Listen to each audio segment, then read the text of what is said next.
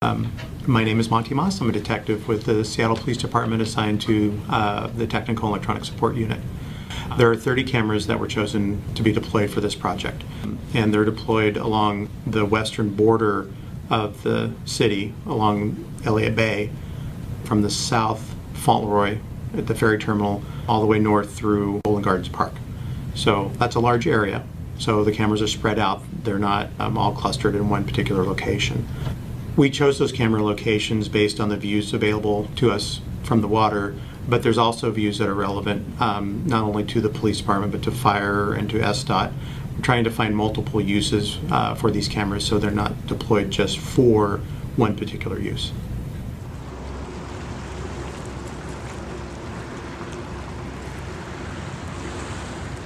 There are three main reasons why I think we need these cameras. One is for situational awareness for the agencies that have a public safety responsibility along the waterfront. Another is for an actual incident response.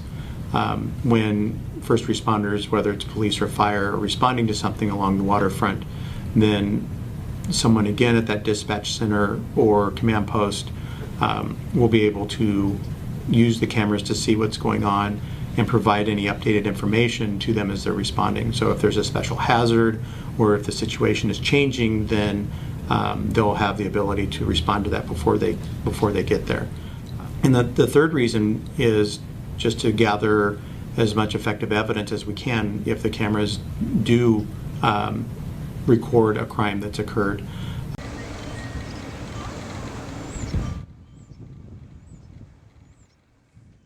These cameras are pan-tilt zoom cameras. They have no audio recording set up in them at all, and they don't have the ability to, there's no infrared light, there's no ability for them to see in the dark.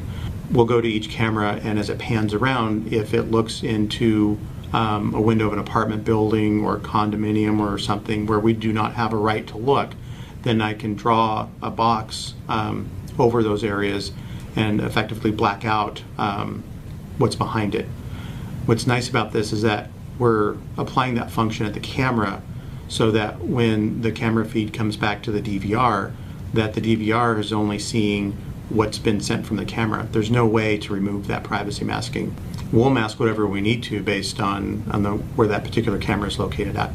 If there's a lot of apartments or houses, hotels, whatever it may be in that area, we'll mask it until we can't see what we don't have a right to see.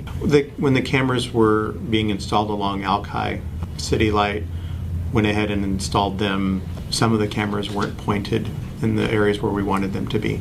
We received feedback from the community, and immediately receiving that feedback, I understood their concerns having a camera pointed at an apartment complex instead of having it pointed out at the water. So I reached out to City Light, asked them if they could come out and turn those cameras around, and they did so within 48 hours.